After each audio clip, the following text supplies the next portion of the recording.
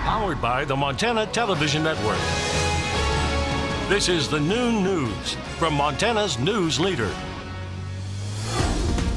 Good afternoon, and thanks so much for joining us here on the statewide Noon News. I'm Samantha Harrelson. The harsh criticism of President Trump's comments during his press conference with Russian President Vladimir Putin is showing no signs of slowing down today.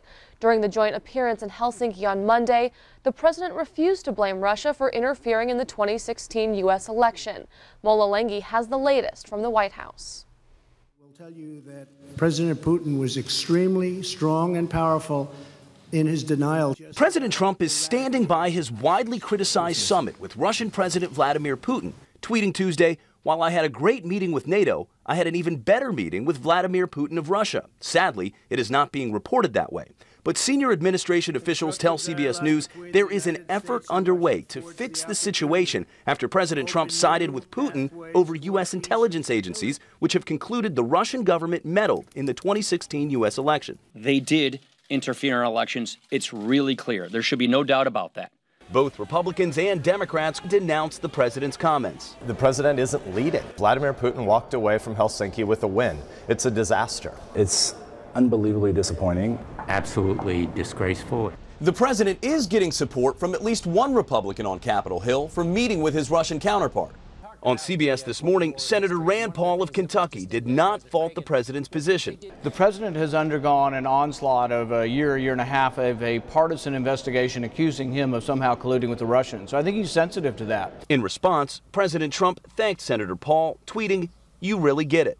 Mola Lenghi, CBS News, the White House. Former U.S. President Barack Obama delivered the Nelson Mandela annual lecture in South Africa yesterday. Without naming names, Obama addressed the current state of politics in the United States, calling them, quote, strange and uncertain times.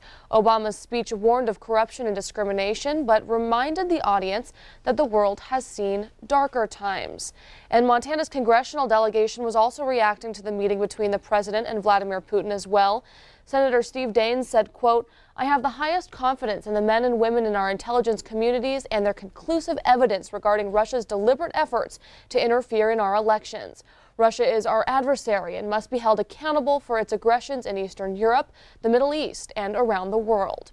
Montana's senior Senator Jon Tester also weighing in, saying, quote, "America's top law enforcement and intelligence agencies agree that Russia is a hostile nation that has targeted America, threatened our democracy, and undermined our national security.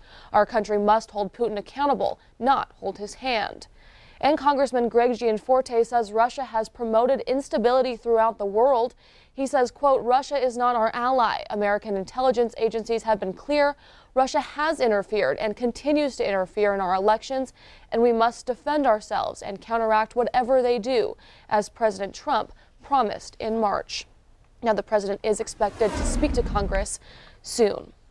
And in crime news, 2 police officers in Bozeman are recovering after being attacked by a domestic violence suspect.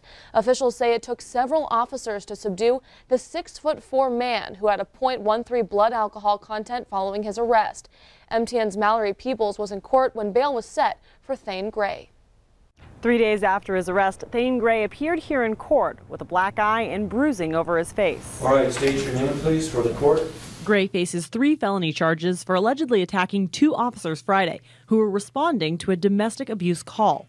Court documents say he punched, kicked, and hit his girlfriend with a mop handle. I've been told that when she went to the hospital, she had welts basically all over her body. An affidavit says when 2 officers arrived at the scene, Gray was uncooperative.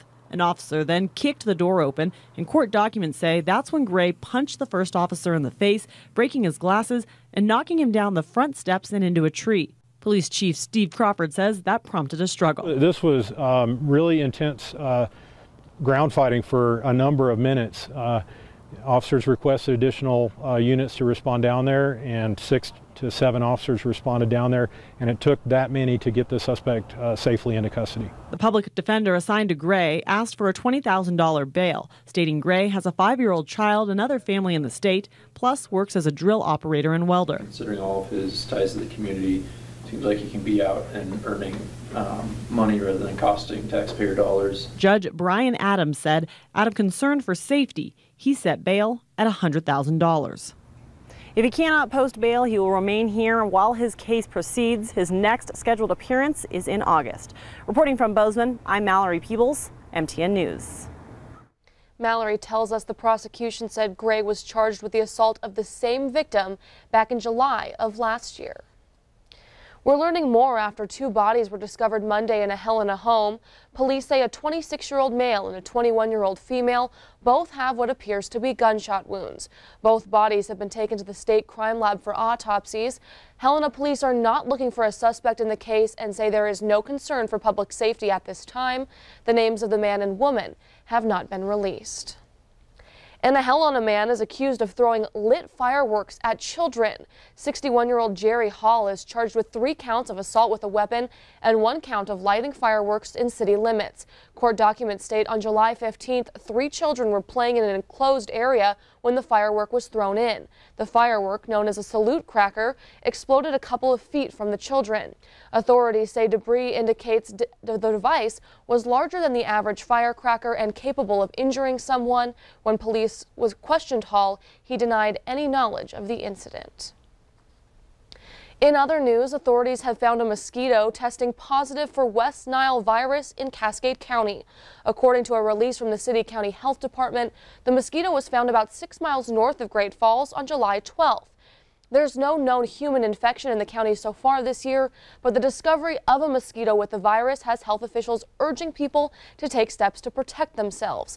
Health officials say the best defense against mosquitoes is the use of the 5 Ds. Apply repellent containing DEET, avoid outdoor activities at dusk and dawn, drain standing water, and dress appropriately. Elsewhere, the Indian Relay Races Championship of Champions won't be returning to Billings this year. The Horse Nations Relay Council President Calvin Ghostbear says the Metro Park track is no longer a viable location for the races. After months of searching, the races found a new home in Walla Walla, Washington. The dates for this year's Championship of Champions is now set for September 21st through the 23rd. Well, thanks so much for joining us here on the Statewide Noon News. Coming up, Smoke Blankets, one of America's iconic national parks. Thankfully, no major fire starts in the Treasure State, but a hot and dry week is on the way. Ed has your full forecast when we come back.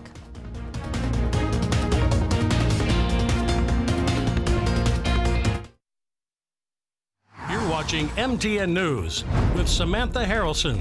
Storm Tracker weather with Ed McIntosh, and Farm and Ranch News from the Northern Ag Network. This is the Noon News on Q2, Montana's news leader.